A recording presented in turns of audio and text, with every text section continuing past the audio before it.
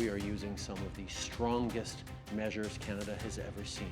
On this edition of Primetime Politics, the Prime Minister ratchets up Canada's sanctions against the regime in Iran. We'll look at the new measures and we'll speak to Canada's Immigration Minister. And I pledge to you tonight, I will not let you down. Alberta has a new Premier designate. Danielle Smith, a political expert, discusses what it might mean for Alberta and for the country.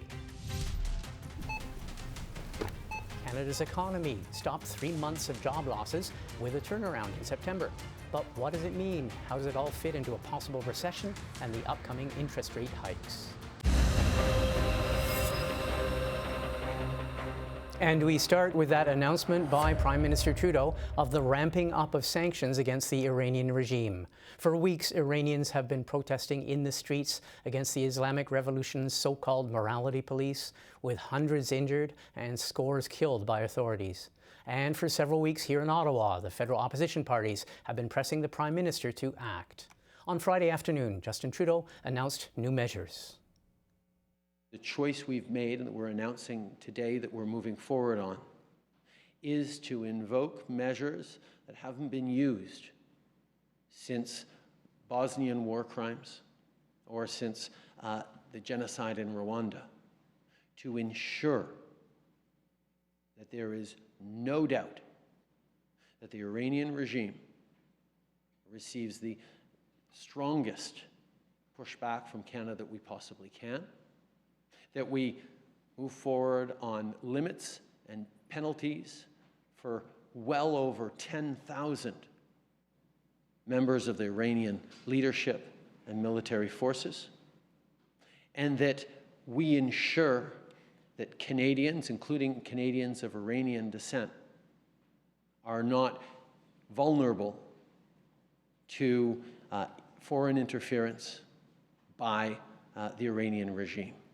Many of the sanctions against the Iranian regime will be implemented through Canada's immigration laws. Joining me now is Sean Fraser, the Federal Immigration Minister. Minister Fraser, thanks for taking the time. A pleasure to be with you, as always. Thank you for having me. Okay, well, let's start with this announcement by the Prime Minister. These sanctions, the majority of the measures are under the Immigration Refugee Protection Act. Prime Minister says they will prevent up to 10,000 members of the Islamic Revolutionary Guard Corps from ever entering Canada. That's under your legislation. Can you tell us any more about how that will work? Yeah, I can. So this is not an often used provision of the Immigration Refugee Protection Act. We've been looking for different ways we can respond to demonstrate just how seriously we're taking not only the recent events surrounding the death of Mahsa Amini, but the repression of women and the acts of terrorism committed by the Iranian government in the past, the shooting down of Flight PS 752. So we got to work to try to identify the different strategies we could employ to demonstrate that we're taking this issue seriously and are prepared to deny entry to potentially in excess of 10,000 senior officials, not just with the IRGC. One of the strengths of the approach that we've taken is that we have the ability to loop in senior officials in the entire Iranian regime for this extraordinary gross and violation of human rights and terrorist activity. Okay.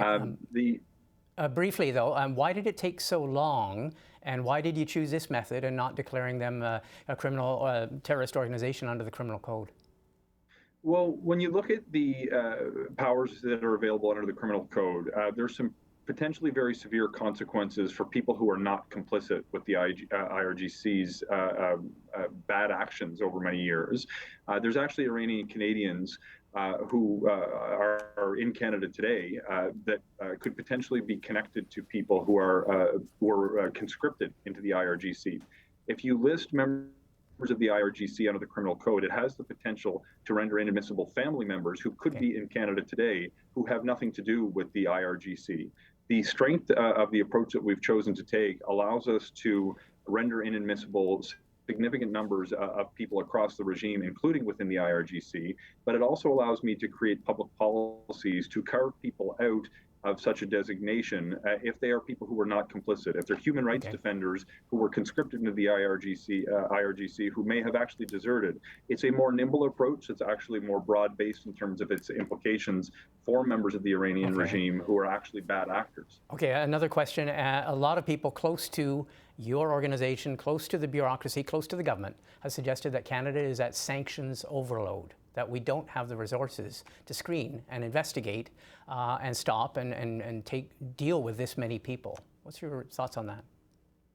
One of the things that we do in order to monitor who's coming into Canada from countries that require a visa is use biometrics data. It's actually a fairly efficient process. And the advantage that we have is we have extraordinary partnerships with allies around the world who are able to identify people who belong to different troublesome regimes or organizations. The United States Department of National Defense is a good example. There's no perfect system, though. We have to get to work to do what we can to have a razor-sharp focus on how these measures are going to apply. And then we intend to use our admissibility screening process, including the use of biometrics whenever a person will be seeking to enter Canada, to try to catch the people who are rendered inadmissible as a result of the decision that the Prime Minister's announced earlier today. We're going to do everything we can to make sure that we prevent the entry of some of these bad actors from Canada. My apologies. I didn't mean to cut you off. No, that's it. No, that's fine. I want to, because we're running out of time, I want to give you time for the other subject. I mean, this is amazing. 2 large announcements today. The other subject he announced today was up to 500,000 foreign students in Canada will now be able to work potentially much, much longer. They were limited to 20 hours a week of work off campus, except during the summer and the winter holidays. You've now made a decision. You're going to allow up to 500,000 students work a lot more. Tell us about that and why it took so long. Look, this is a really important decision that we've taken today. Canada has had one of the strongest economic recoveries from COVID-19. We recently hit our lowest all-time unemployment rate, but we still have, a few months ago, almost 1 million empty jobs in Canada. You can't walk down Main Street of any community without seeing a help wanted sign. We've got 500,000 international students who have had a limit on the number of hours that they can work at 20 hours.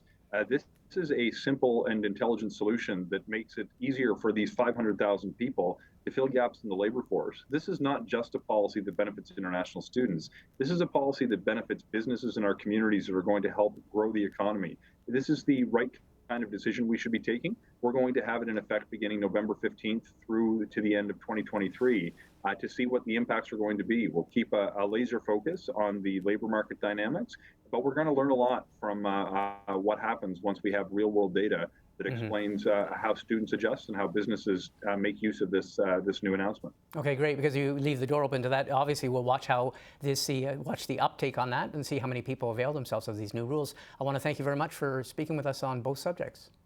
A pleasure as always. Thank you so much for having me. Joining me now are 2 members of the Parliamentary Press Gallery. Tonda MacCharles is with the Toronto Star and Mia Rabson is with the Canadian Press. Well, both of you, I know you're working on this story, the announcement of new sanctions against the Iranian regime. Tonda, you wrote an extensive piece on this week in terms of what the government's thinking was. What do you make of what was announced today? Well, it seems that they've tried to take an approach that is not under the criminal code, uses immigration measures to block Islamic Revolutionary Guard Corps members and leadership from Canada from either being in Canada or ever entering Canada. And they're, levying more economic sanctions and some sanctions now under the Magnitsky Act, which targets individuals for human rights violations.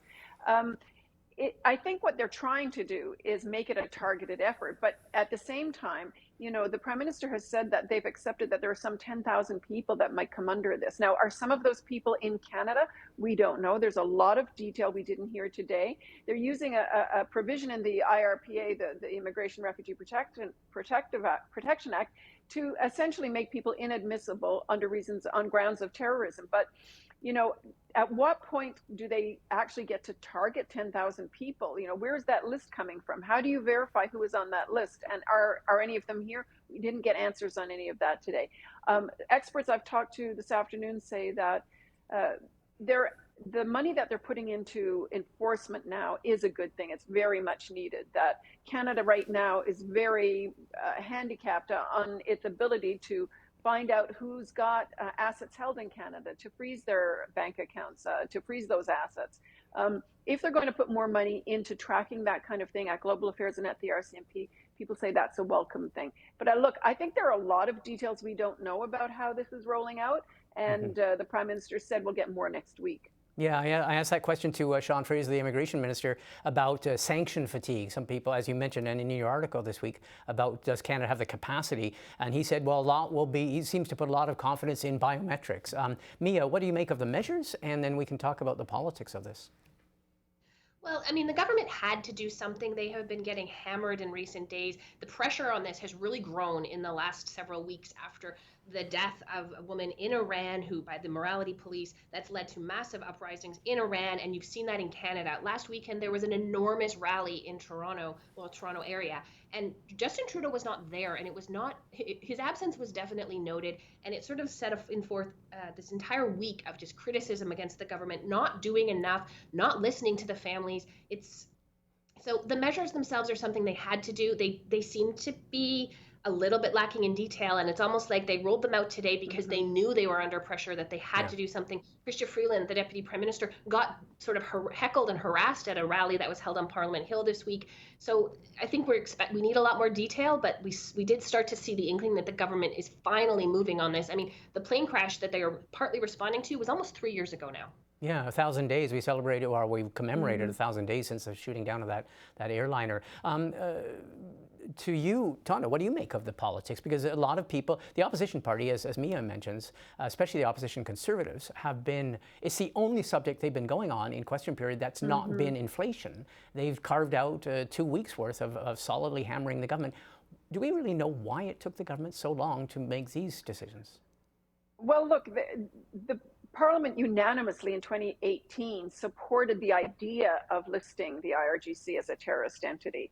But it's a lot harder, perhaps, to implement some of these things. And so the fact that, they were able to at least pull out some other measures, I think speaks to, they recognize there is an urgency.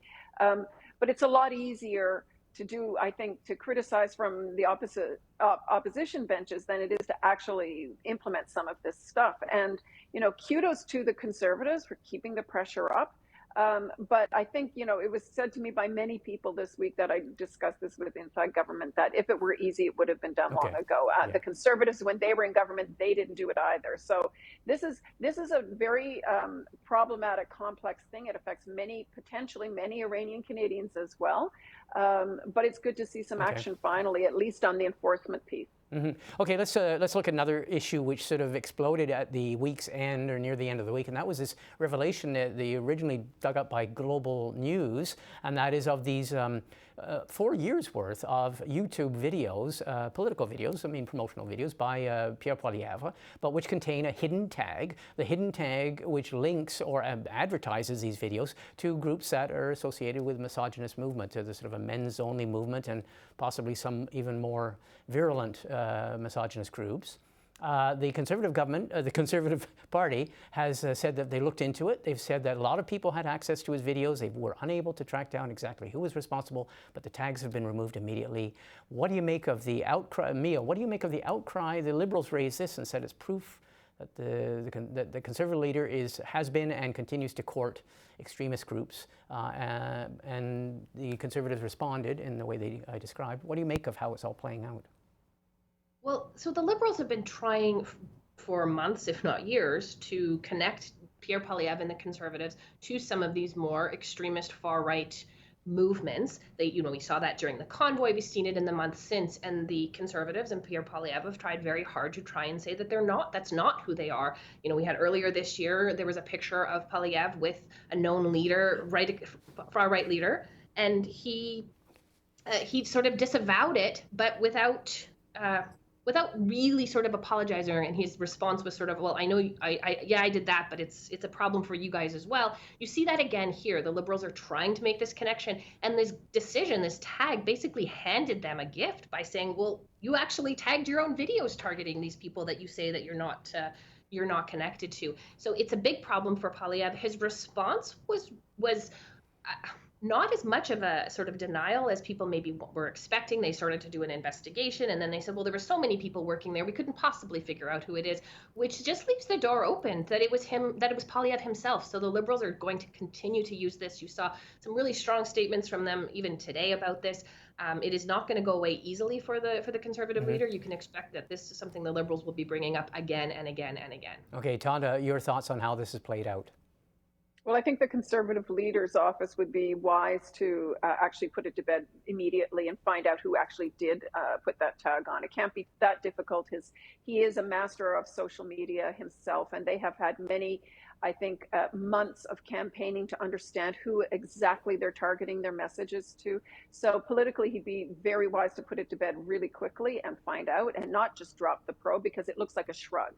And if he wants to appeal to a big swath of voters that polls already show he has trouble with, i.e. women, he needs to deal with it. Women will not look kindly on that. And so I think politically it's something he's got to get on top of. I think, he's had some good moments in the last 3 to 4 weeks since he's been leader of the opposition, good speeches. But when it comes to thinking on his feet, he's shown that he's not as agile.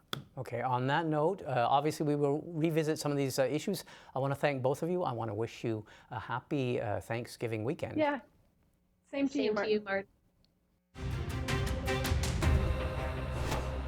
Well, Alberta has a new premier. On Thursday night, Danielle Smith completed a political comeback and won the leadership of Alberta's United Conservative Party. She's expected to be sworn in next week, and she's vowing to act decisively on her political priorities. It is time for Alberta to take its place as a senior partner in building a strong and unified Canada.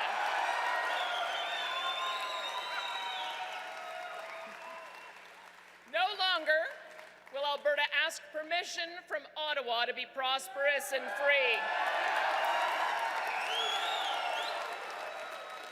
We will not have our voices silenced and censored. We will not be told what we must put in our bodies in order to work or to travel.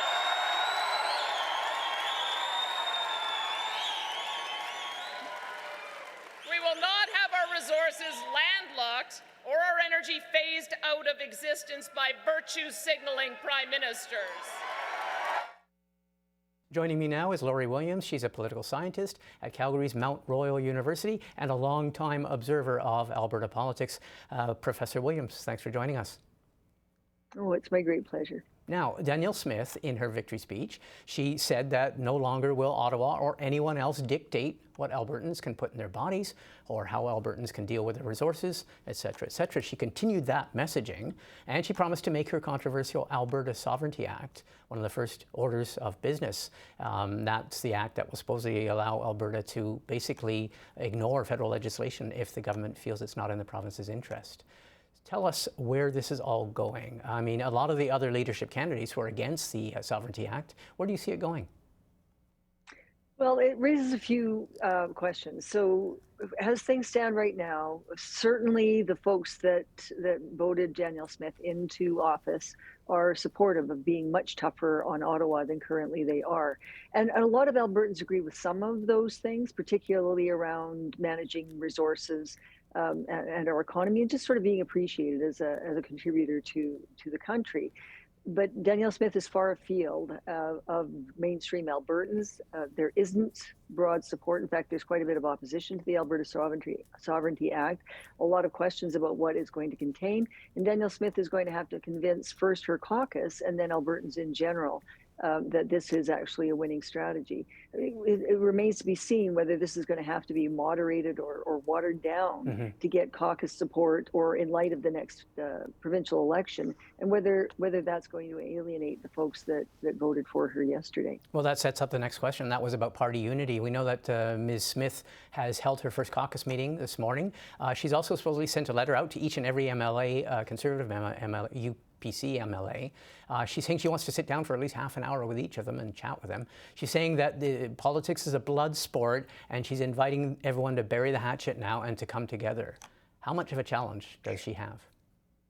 It's a very significant challenge because remember, these are two parties, the Wild Rose Party and the Progressive Conservative Party, brought together by Jason Kenney in order to win an election and defeat the NDP. That was enough for a time to bring them together. But the people that were in these parties fought one another across the legislature. They profoundly disagree with one another on a lot of issues, whether it be social conservatism versus libertarianism, rural versus urban, progressive versus further to the right. I mean, there are all kinds of divisions between and amongst them. And we saw those divisions in the leadership race. You just alluded to the fact that 5 out of the 7 candidates who are members of the party and in the legislature, all of them currently, 5 of them have opposed the Sovereignty Act and have pledged not to support it as described by Danielle Smith. She's going to have to somehow get sign off on the bureaucrats to put the wording together, which could be another barrier to doing this. And so to me, I mean, already hearing stories about people that are wondering whether Danielle Smith is the person that they want to lead them into the next election. And now she's probably going to have a honeymoon phase for a certain period of time and an opportunity to try to win over party members and more broadly Albertans. But for the party members, the minute those polls start to dip down, and it looks like they might have a tough time in the next election, I think the knives are going to come out again. Well, let's look at that. You just set it up perfectly, and that is the next election is as early as next spring. A few months ago, the polls were showing that Rachel Notley and her NDP were comfortably ahead of the UPC, which was doing very badly. We've seen a lot of different polls over the last few weeks and months, so they're saying a lot of different things. Some people saying that they're now neck and neck. Others saying, though, that a lot of ordinary Albertans really have a problem with Danielle Smith as leader of the UPC. What do you make of the polls? Well, there are polls indicating that a majority of Albertans, a significant majority of Albertans, think that Danielle Smith will be terrible for the province. Of course, she's going to have to convince them otherwise and has a bit of time and a lot of money to do that. There are also polls that indicate that, taking aside raw numbers, the entire province as a single constituency, as we saw last night in the leadership vote, she has to win enough seats in key battlegrounds around the province, and polls are showing that she will not be able to win Calgary. She might have troubles in Red Deer, Lethbridge, Banff, Airdrie, and even Fort McMurray. And if that's the case, then it's hard to see a path to a majority government. So just as she's got to bring around the lukewarm or even skeptical members of her own caucus and party, she also has to bring around the mainstream Albertans that may once have been conservatives and are wondering if that's really where they've got a home now.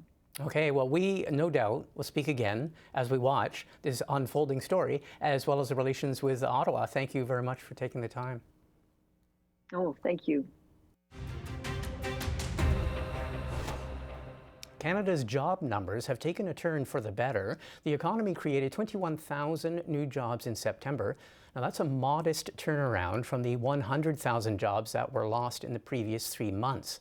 And the national unemployment rate has fallen to 5.2%. Joining us now to go over the latest figures is Ted Mallett. He's the director of the economic forecasting team at the Conference Board of Canada. Mr. Mallett, thanks for joining us. Thank you for inviting me. Okay, well, first of all, what do you make of these employment figures? Obviously, any increase in employment is good, but how do they fit into the overall economic picture? Well, we see these numbers as basically a correction to what happened in August. There were about 30,000 jobs that were looked like they were lost in the education sector in August, and they magically came back in September. And StatsCan survey is, it doesn't cover all households, so they have to kind of run it through some calculations and smoothing and so on. So there is some variations, especially by sector, and this is what we found. But generally, the numbers show that for September, we haven't had any real net employment increase since February or March of this year. So basically, it's been flat for the past 6 months or so. Okay, well, I'll put then something to you, because if it's flat and not much of an increase, maybe this question is not relevant, but we've been told by a lot of economists that being laser focused these days on inflation, in a sort of perverse twist, economists are concerned that a lot of job creation could create more inflation, more inflationary pressures, as they call it. Where does that fit in? Well, that's right. We saw some increase in employment through the early part of the year, and it's tapered off a fair bit. So a minor correction in September. the good news is that inflation looks like it is moderating. It doesn't look like it when you look at it year over year. Comparing prices, say in August versus what they were in August 2021. But the past couple of months, at least on the inflation side, has been fairly modest in the rate of new increases, because most of the increases were happening earlier in the year. So we expect that the tapering of employment is perhaps helped caused by the concern about prices, and we know that demand is tapering off as well. So these are indicators that perhaps the Bank of Canada's policies of increasing interest rates to try to tame inflation by reducing demand pressures in the economy seem to be perhaps working, and we'll see over the next coming months whether that's going to be sustained. Well, that was my other question then, because we heard the governor of the Bank of Canada, Tiff Macklem, yesterday in a speech in Halifax. He made it abundantly clear that the bank is counting on proceeding with another interest rate increase on October 26th. And he also made it sound like their intention was possibly for further rate increases. Are you expecting that as well? Well, certainly the central banks are going to be talking inflation down as much as they can.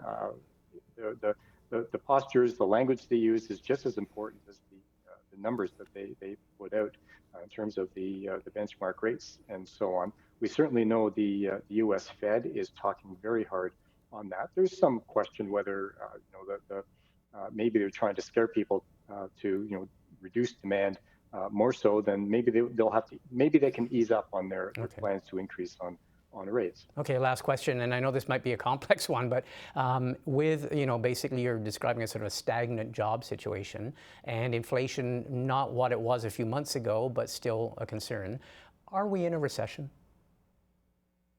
I think we're in a period of basically stopped growth, and really the demand issues, people wanting new products and so on, creating pressures on the supply chains, and then all the kind of impacts on businesses along the way are starting to work their way through the system. So we don't think, it's about 50-50 chance that we'll end up with a technical recession, but it's pretty well assured that we'll have a period of very slow growth, or at least no growth going on the next few months or quarters.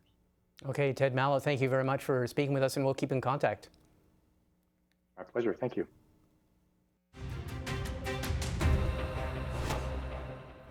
There was good news on Friday for Canada's veterans and for those concerned about preserving an important part of Canadian history, the D-Day invasion site of Juno Beach. The beach in Normandy, France, is the site of the Second World War landings, which were a turning point in the war against Nazi Germany, and where hundreds of Canadian soldiers lost their lives. There is already a commemorative museum at the site, but a proposed French condo development threatened another part of the site. Today, Veterans Affairs Minister Lawrence MacAulay announced that the Canadian government will be spending $4 million in collaboration with a local municipality to buy the land from the private developer and to preserve the site. Every Remembrance Day, hundreds of Canadians, including veterans, school children, and dignitaries, visit the site to pay their tribute to Canada's sacrifice. Well, that's it for this edition of Primetime Politics. I'm Martin Stringer. Have a great weekend.